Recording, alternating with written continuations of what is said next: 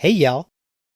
In this video, we're going to get into the next steps involved in preparing our vectors for this multicolored epoxy inlay project. Now, if you have been following along, you know there have been some discussions about overlapping vectors, and that's what we're going to focus on in this video. Specifically, why we need to overlap vectors and how we go about doing that. So just to refresh everyone's memory, here is a color image of this pirate that we're going to carve. Now, some of these colors are very straightforward. We have a black outline that defines the borders of the various color sections. And some of them are not so well defined. Like here we have his 5 o'clock shadow down here on the chin. We have some shadowing in the ear. We have this shadow line here under his eye. All of these transitions from one color to another are going to be handled slightly differently, but they're all basically going to follow the same protocol when it comes to vector preparation. So let's go back over to Aspire and let's take a look at the overall project here. Now, I've done a little bit of preparation work for this video in that when the set of vectors for the eye was imported, this shadow line here was a part of this overall vector that defines the outline of his eye. I went ahead and selected it, went into node editing mode, and I cut this vector here. I'll select the vector and tap in for node editing. I cut that vector here and here, and then joined it with this Bezier curve so that the eye is now a separate vector from that shadow line. Likewise, when I cut that vector, I joined it here with a straight line. So that's the only thing I did off camera in preparation for this video. Now let's get into why we need to worry about overlapping vectors for this epoxy pour. Basically, couldn't I just carve this area out for the peach color I need, and then carve this out for the brown color I need, and then carve this out for the black outline in between? And yes, we can do that. And in a perfect world, it would work out just fine.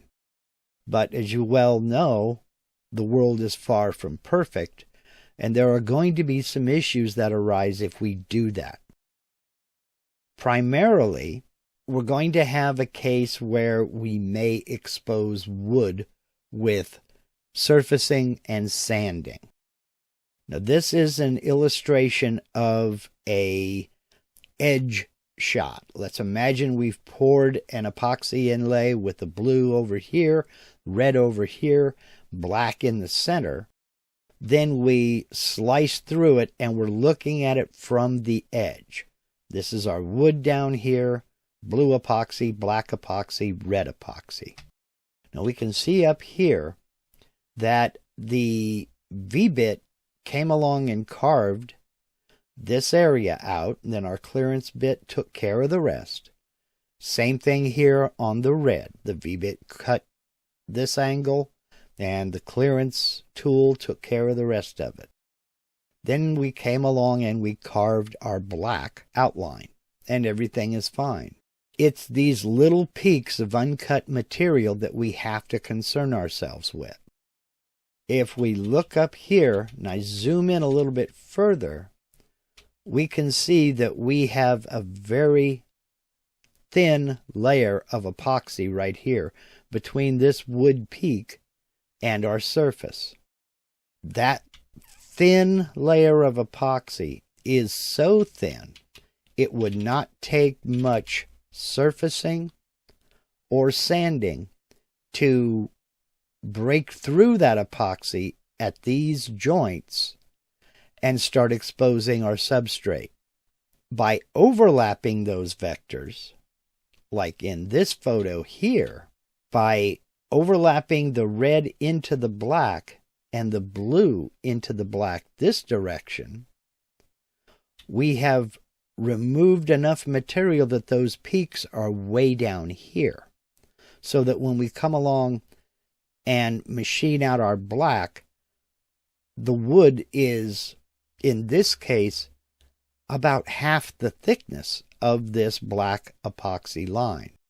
Now that can be illustrated in this photo here where I did not fill in the black. This is left transparent to illustrate.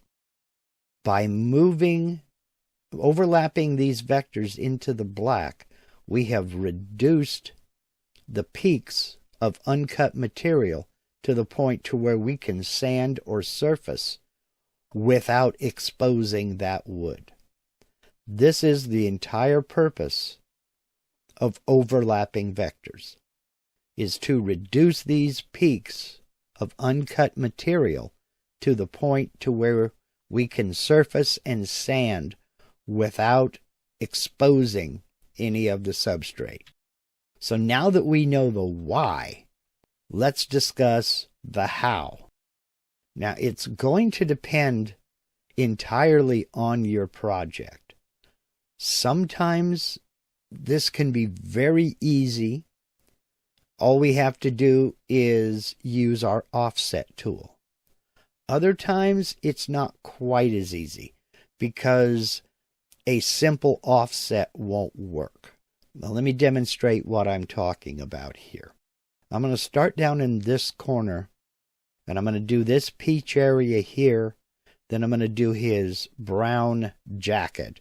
Then I'll do this peach area here. And kind of give you an idea as to what we're looking at and what's involved. So I'll just select this vector here that identifies his arm. I'm going to come over to offset. Now I want to offset this vector outwards just a little bit. It doesn't have to be much. In this case, I'm going to go for, we have a large space here. I'm going to go for a 1/16 of an inch. So I'll go 1/16, then tap the equals button to get my distance. Again, I'm going outwards a 1/16 of an inch. I do want to create sharp corners. I do not want to delete the original. But to make this workflow go a little bit faster, I am going to select the new. So when I click offset, the vector I have selected now will be deselected, and the new vector will be selected. So I'll click offset, and we see now here, this vector has been offset into the black by a 1/16 of an inch all the way around. Now I can close this, and now I need to start thinking about organization. So let me pause here for a minute to explain what I mean. If I look at my photo of my pirate, I can see that I have a multitude of different colors. I'm working on the peach now. I'll have brown. This is more peach.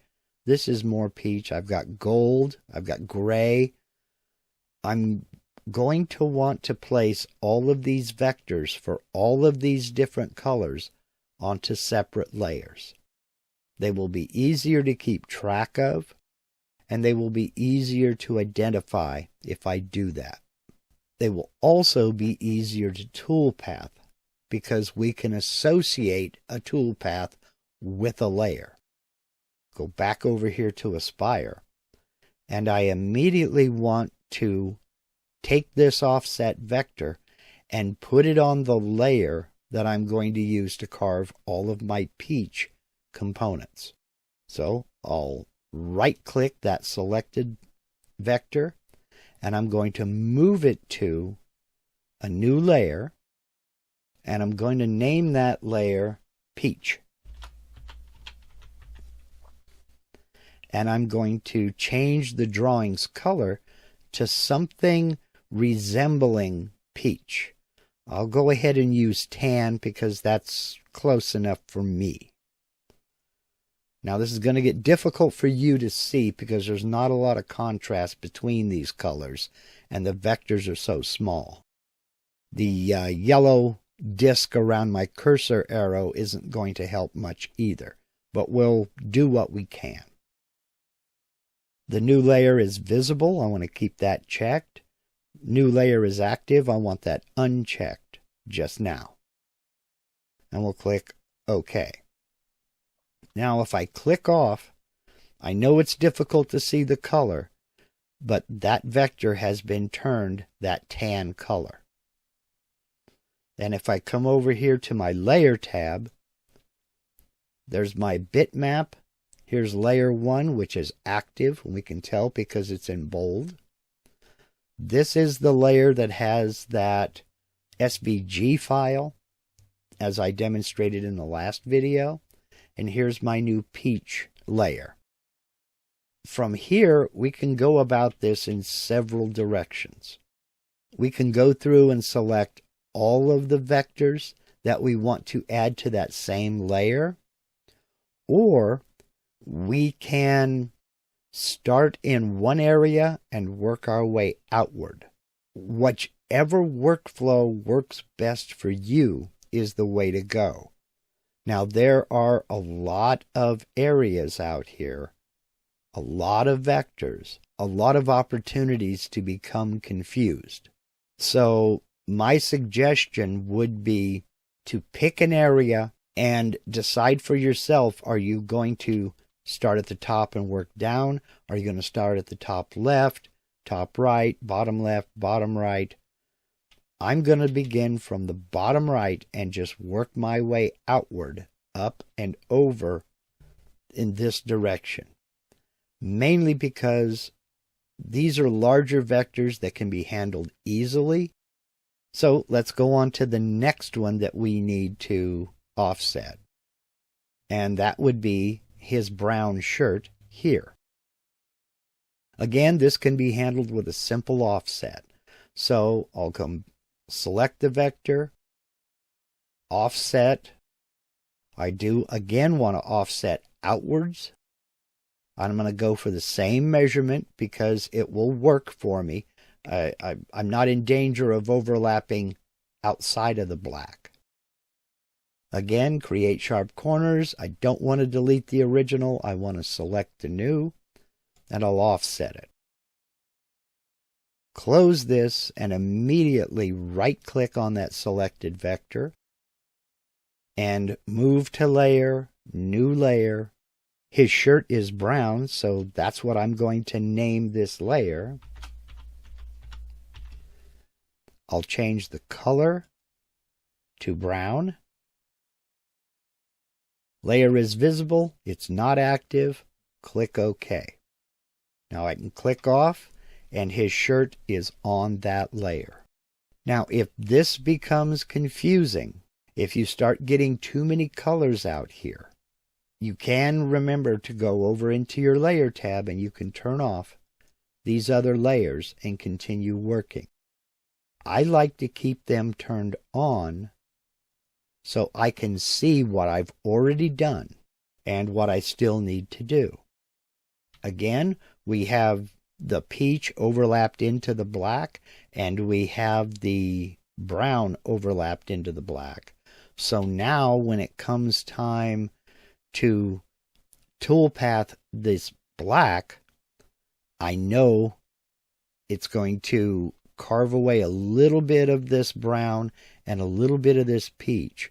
And when I surface it and sand it, I don't run the risk of sanding through into the substrate, whatever the substrate may be. We'll go over here to his hand, and I'm going to keep his image up here so I can compare and follow along with the various colors. We have his thumb and his fingers. This little area here, because it's in the middle, it's an island. It's going to have to be handled a little bit differently. We'll get into that in just 1 second. So I will select these vectors. I've got his thumb and his fingers. I do not want that black island. I will come back over to the drawing tab, offset outwards again by 1/16 of an inch. Nothing up here has changed. I'll offset, close, and those new selected vectors, I'm going to right-click, move to layer, peach, because this is part of the flesh tone for him. Now if I click off, those vectors are on the peach layer. Now this is going to be just a little bit different here on this black island. I'm going to have to offset this vector inwards so that the peach will be poured into the area that's going to be carved black, just like out here. But because this is an island, I need to go inwards. So I'll select that vector, offset, and I'll change that to inward. Click offset, close, and that selected vector, right-click, move to the peach layer as well. Now, when I select these vectors to toolpath, it's going to carve all the area within the selection, and then I can pour that peach color. Then when I come back and select the black, it will carve this area out and carve this area out here. Rather than bore you with the details of going through and doing all of these vectors, I'm going to shift my focus up to an area, which is this eyeball, where we can't just offset the vector because we have different situations here. If we look at our photo, we can see that we have the black outline of his eye. And then we have this shadow line under the eyeball. There is no black area here. So this does not need to be offset outwards. And it's going to be the same thing when I do his 5 o'clock shadow a little later on. So this doesn't need an offset.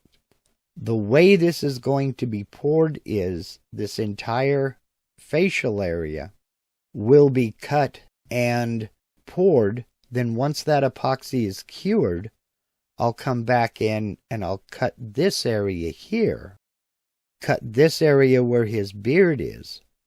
I do not need to offset this outwards. By the same token, I do not need to offset his beard outwards.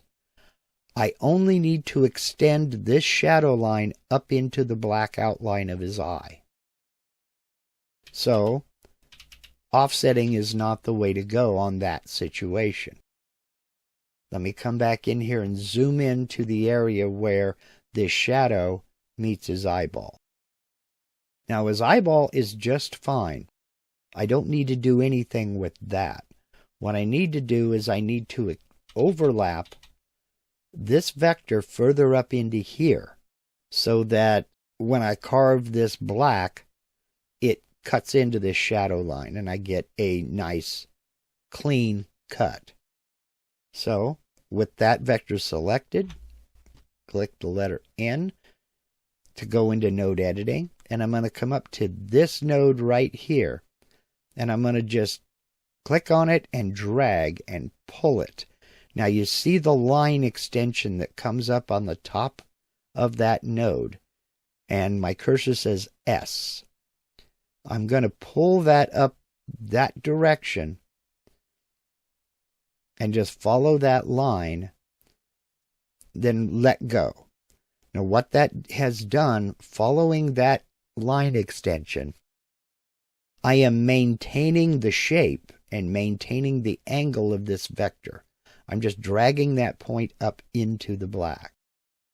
Now, this node here is slightly different in that if I drag it out this way, it's going to hug this vector here. I need to pull it up in this direction. But if I do that, I've changed my shape and I've changed the angle.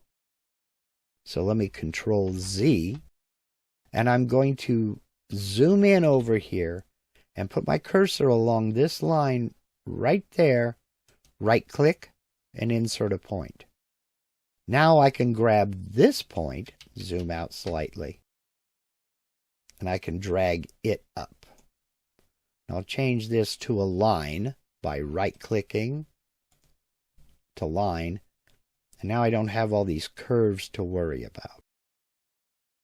In fact, I'll go ahead and right-click, change that to a line. These don't need to be Beziers.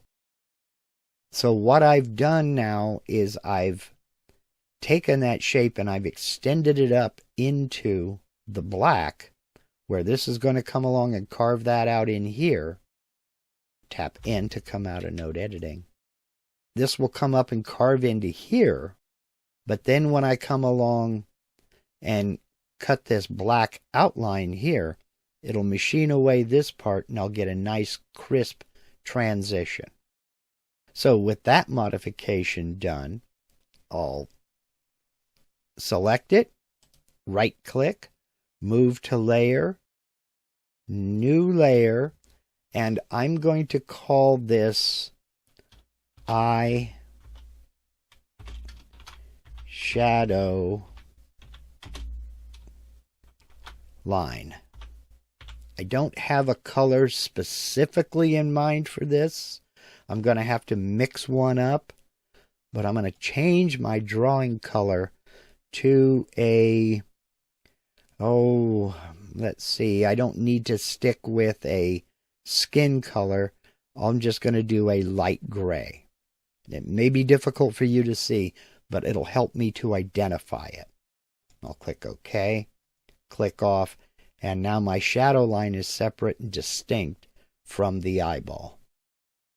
So, rather than bore you with the details of me going through and offsetting each and every one of these vectors, I will go ahead and I'll offset all these vectors and we'll come back when I'm finished.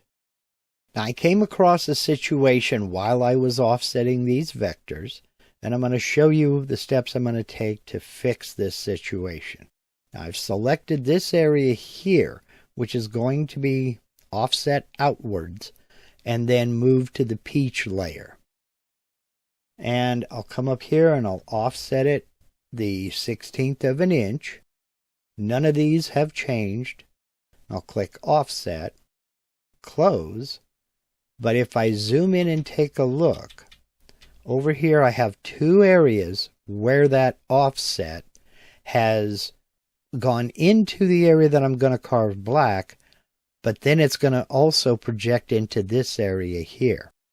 Well, if I've already carved and poured this area, that's going to be a problem, because now I have to try to color match this. So what I'm going to need to do is on this offset vector, which is still selected, I'll tap the letter N to go into node editing, and I'm going to select this node here and I'm going to drag it back. It does not have to be specifically 1/16 of an inch away from the original vector. It just has to be inside this black area that's going to get carved out. And I'm going to do this node the same way. So now these two nodes will not interfere with another area to be carved out. Now, while I'm here, let me show you a couple of other things. First, we see how many nodes we have in this vector. Before we toolpath, I'm going to select all of these offset vectors, and I'm going to fit curves to those vectors to reduce the number of nodes we have and the number of calculations VCarve or Aspire needs to make in order to carve these in a more efficient manner. So that will be done, and I'll demonstrate that in the next video. But while I'm here, I'm going to kind of look around, and I see an area here where carving this vector is going to come over and cut into the area of his mustache that's blonde over in this area. This is not a concern because, again, it's between this vector and this vector. All of this is going to get cut out and be poured black. So it's okay if these crisscross. If this node was out here, then I would have a problem. I'll Control Z to remove that. It's okay if it crosses another area that's going to be cut. And I'll come out of node editing, and now I don't have to worry about that vector cutting into this area here. Again, areas that are going to be carved away to make room for another color, it's okay if they overlap. Areas inside another area that may or may not be poured first, second, third, that's not going to be covered by another color, we need to make sure that our offset vectors do not cross into that area. Now I can right-click, move to Layer, Peach, and all is well.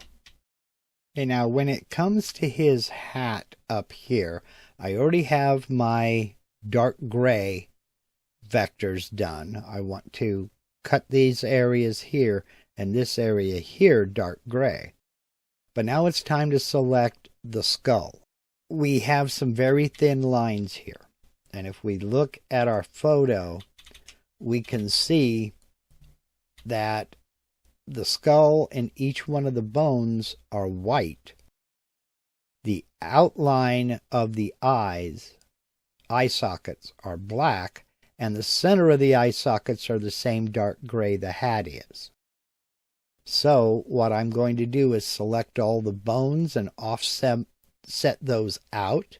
Then select the insides of the eye sockets, offset those out, and we'll put them on the appropriate layers. It can get confusing when you're working in these very, very small vector areas here.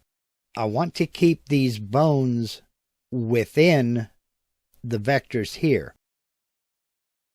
So let me select the skull and each one of the bones. I want to make sure I got the inside of the bones, and I'm going to offset, and a 1/16 of an inch would be too much. I would carve into this gray, which I don't want to do. So let me divide this in half, my 1/16 of an inch, and make it a 32nd of an inch, and we'll do that by divided by 2, and then tap equals, and we'll offset that and see how that works. Now, that 1/32 of an inch offset is going to bring it right out to where the black line is going to be carved. That's going to be, I think that'll be okay. It's just slightly, you know what, I still don't trust it because it does kind of poke out a little bit. Let's Control Z that, go with 0.025 offset, and now we are within the black, just barely. But it's good enough that when I come along and carve the black, it's going to trim away some of that gray and lower the height of that peak between the gray and the black so that I can sand it. Then I will close this, right-click on that offset vector, move to Layer, New Layer, and we'll call this white. I'm not going to color it white simply because you wouldn't be able to see it, and neither would I. A white against a white background. So let me come back and look at my color. I don't see anything red in the overall image, so I'll select red just so we know that it's there. And we'll click OK. And now we have our white pieces in red. Now I'll select the eye, come over to offset, and I'm going to use the same measurement as I used for the bones, because again, we are dealing with a very thin piece of detail here. I'll offset it, and that is inside the area that's going to be carved black. So we're okay there. I'll select this one and offset it, and that's okay as well. So I'll close that, select those two vectors I just created, right click, move to layer, dark gray. So those are now taken care of. Okay, I believe I have all of my vectors overlapped, set, and ready to go, with one exception. That is this chin area down here, and what is going to be that 5 o'clock shadow. Well, the chin area is easy to take care of. Let me go ahead and select that, offset it outwards by a 1/16 of an inch again. Close and right click, move to the peach layer. Now I have his chin offset. Well, I didn't plan on doing this in this video, but this is one of those situations where I think I would be cheating you if I didn't. I need to figure out where and how to create his little beard here, this 5 o'clock shadow. Now, if you remember in the last video, when we did the bitmap trace on this, I imported that almost 100% unusable SVG file. And I still have that file loaded here on its own layer. Well, now's the time to turn it on and take a look at it. And we can see it doesn't really add anything, with the exception of this line right here, where his beard is supposed to be. So what I'm going to do is I'm going to select that vector and that vector only, move it to the new layer, and we'll call this beard. I'm going to change the color to just orange. New layer visible, click OK. And now I want to come back up here and turn off that SVG file. So now we see I have his beard right here. But again, I need to go back in and move this around. I don't need to offset this, because again, there is no dividing line here. This is all going to be cut and poured pink, or peach rather, for his flesh tone, and then I'm going to carve this in over the top of it. So what I'll need to do is come along, and instead of offsetting it, I'll just need to drag these various nodes in so that the black outline will cover the parts it needs to cover, and like his mustache here will cover the parts it needs to cover. So let's type N to go into node editing, and we'll start dragging some points around. I can take both of these and kind of nudge them over here, bring them down. Again, it's okay if it overlaps one of these vectors out here, because it's all going to be carved away and then poured black. Now I'm going to just click on the vector, click off rather, and then click on the vector again, and I'm going to move this node. Yeah, I'll put it over here. This is fine. I do want to smooth this out, but let's get it moved first. And we'll come down to this area here. I want to drag that over here. Then kind of give it more of a smooth appearance. And that looks okay there. I'll come down here. I need to move that into the black over there. I can straighten that out. I'm going to go ahead and add a point here. So I'll right-click, insert a point, and I'm going to move that point over there, just to get it away from this corner. We're well within the vectors here. Well within the vectors here. We have that direction change. Now is when we get into some funkiness. I need to drag this up here and this over here. Now I can right-click, change that to a line. Maybe I will insert a point, drag that over there, just so it's not crossing into here. And we're way off over here. I can go ahead and turn that into a line. Yeah, maybe add another point right here. Tap the letter I to insert a point. Bring that over here. Bring that down. And tap I to insert a point. Bring that over here. And now we're well within this black outline. These vectors I'm going to leave alone because I want that shape.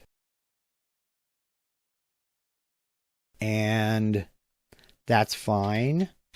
I'm going to smooth this point, so I'll select it, right-click, smooth point, and that gives it a more organic look. So it's no longer that blocky looking line there. And I can click off, and now I can see that I have his 5 o'clock shadow right there. And I need to look at this a little bit better once again. Drag this over here, because it was a little close to that corner. There we go. That's much better. I still got a little bit of blocky right here. So, whoops, Control Z. I'll select that, tap S to smooth that. And that's better. Let's bring that back down this way a little bit. There we go. Now we have his 5 o'clock shadow runs up into the black outline, stays up here, and then comes back down. And that's going to work nicely, I think. Let me click off, right-click, come out of node editing. And I think the only other vector I have to concern myself with is this little one right here, which is just another little peach area. So we'll offset that outward, close, and move to layer peach. I think we now have everything overlapped the way they need to be overlapped.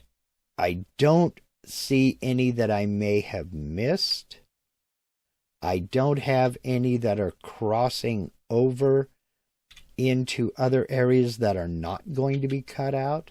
I have one up here that's a little bit close to the edge. So go into node editing. Holy cow.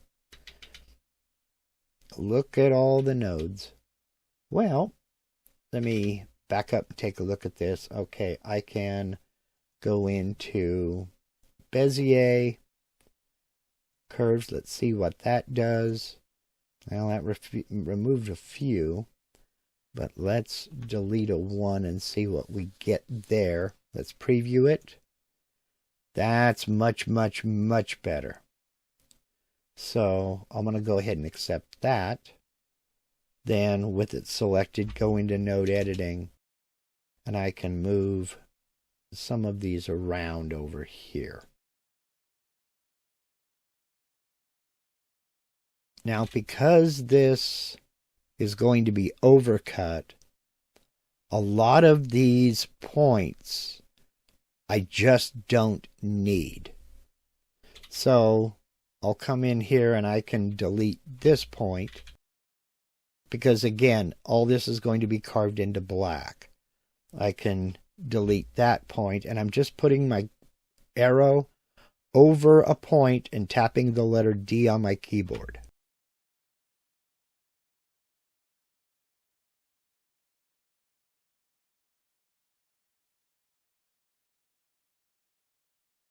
To simplify it a little better, I can put my cursor over this line, and you see that little tilde that shows up? Tap the letter L, and that changes that to a line. Again, these areas do not have to be curved because they are going to be overcut.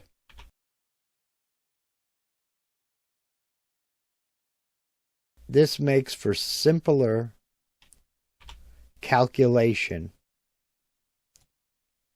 of the toolpath. So, we have simplified that a lot.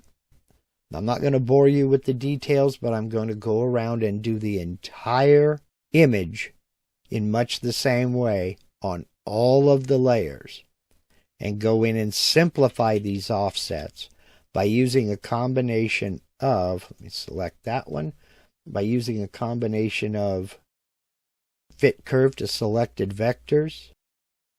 I'll try circular arcs, Bezier curves, and straight lines. We'll preview that. That simplified that immensely. And I'll click OK. In doing this, there is a combination of trying different fitting types as well as trying different tolerances. Again, because this doesn't rely on another part fitting into it, and it doesn't have to fit into another part. It doesn't have to be spot on 100% perfect. So switch this over to Bezier Curves, click Preview, and that simplified that quite a bit. There's no need for a lot of these points here. So I'll click OK, select it, go into node editing. And again, because this vector is going to be carved black, everything in here is going to be black, I can come along and delete that point, delete that point. So I'll do all that off camera, and in the next video, we're going to get into tool pathing by associating all of these different layers with tool paths. We'll get into the order in which I'm going to carve this. We'll get into associating the layers with the various tool paths. We'll get into the tools. The main thing to take away from this video is the reason for overlapping vectors in the first place. And that is to reduce the height of these uncut areas to give us more of a chance to surface and sand the surface of the inlay after the final pour, and not risk one of these peaks being exposed during our sanding. Overlapping the vectors so that the colors are well inside the next area to be cut, or the black outline in this case, is the way to ensure these peaks don't get sanded into. So, I hope you got something out of this video, and if you did, I do hope you'll give me a thumbs up. Now, I know there are going to be a lot of questions about this process, so this afternoon at noon Pacific, 3 p.m. Eastern, I'll be hosting a live Q&A session where we can discuss anything I've demonstrated in this video or any of my previous videos. Again, that's today at noon Pacific, 3 p.m. Eastern, right here on my YouTube channel, and I've put a link to that live Q&A session down in the description box of this video. Now, these live Q&A sessions are an excellent reason to go ahead and subscribe to my channel if you're not already a subscriber. And when you hit that little red subscribe button down there, click the little bell icon right next to it. Then click it a second time and set that menu to all notifications. Then you'll be notified the next time I post a video and the next time I go live.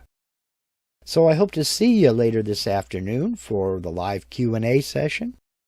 And as always, whether you subscribe to my channel or not, I'd like to thank you very much for taking the time to watch, and y'all take care.